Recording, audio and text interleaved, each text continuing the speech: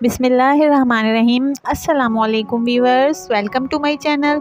तो आज मैं आप लोग के लिए अंडे तुरई की सब्ज़ी की एक ज़बरदस्त सी रेसिपी लेकर आई हूँ और ये सब्ज़ी बहुत ज़्यादा चटपटी और टेस्टी बनती है। आप इसको एक बार बना के तो देखें, आपका बार बार खाने का दिल चाहेगा।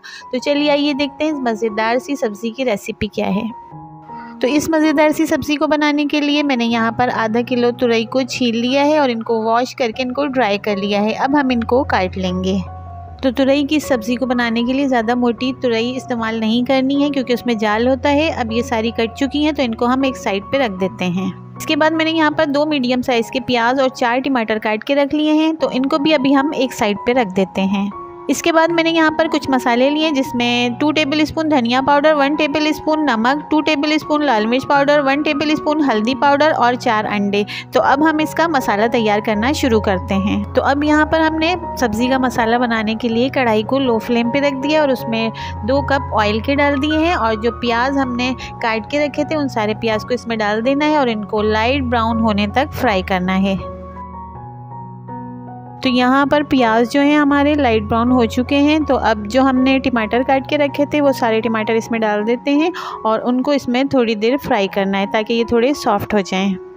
जब तक यहाँ पर टमाटर थोड़े सॉफ्ट हो रहे हैं तो मेरी यहाँ आप लोग से एक छोटी सी रिक्वेस्ट है कि अगर आपको वीडियोस पसंद आती हैं तो चैनल को सब्सक्राइब और वीडियोस को फ्रेंड्स एंड फैमिली मेम्बर्स के साथ शेयर ज़रूर कर दिया करें। तो टमाटर 5 मिनट के बाद थोड़े सॉफ्ट हो गए थे। इसमें हमने हल्दी, धनिया, नमक और मिर्चों का पाउडर डाल दिया है और अब इनको डालने के बाद हम इसमें थोड़ी देर फ्राई करेंगे।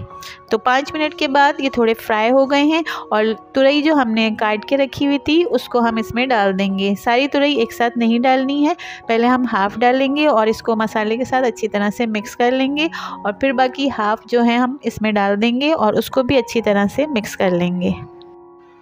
तुरई को मसाले के साथ अच्छी तरह से मिक्स कर लिया है। अब हाफ़ तुरई जो बच गई थी उसको भी हमने इसमें डाल दिया है और इसको भी हम अच्छी तरह से मसाले के साथ मिक्स कर लेंगे। सारी तुरई मसाले के साथ अच्छी तरह से मिक्स हो गई है। अब इसमें हम थोड़ा सा पानी ऐड कर देंगे और इसको थोड़ा सा मिक्स करने के बाद इसको कवर करके तुरई को अच्छी तरह से फ्राई होने तक पका लेंगे। तो यहाँ पर हमारी तुरई को पकते हुए 15 से 20 मिनट हो गए हैं और ये अच्छी तरह से फ्राई हो गई और इसका ऑयल भी ऊपर आ गया है। तो 4 अंडे जो हमने इसमें डालने के लिए रखे थे वो हम एक एक तोड़कर इसमें डालते जाते हैं।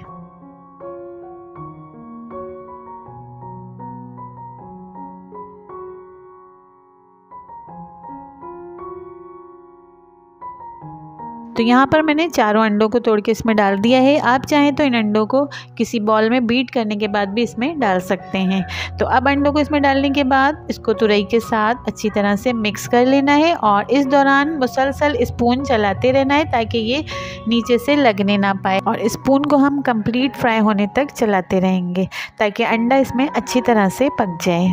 तो 7 से 8 मिनट के बाद अंडा और तुरई की टेस्टी सब्ज़ी फ्राई होकर बिल्कुल रेडी हो चुकी है और अब हम इसको डिश आउट कर लेते हैं।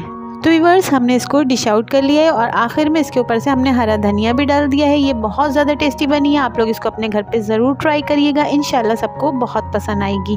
वीडियो पसंद आए तो चैनल को सब्सक्राइब करना और मेरी वीडियोज़ को फ्रेंड्स एंड फैमिली मेम्बर्स के साथ शेयर करना मत भूलिएगा।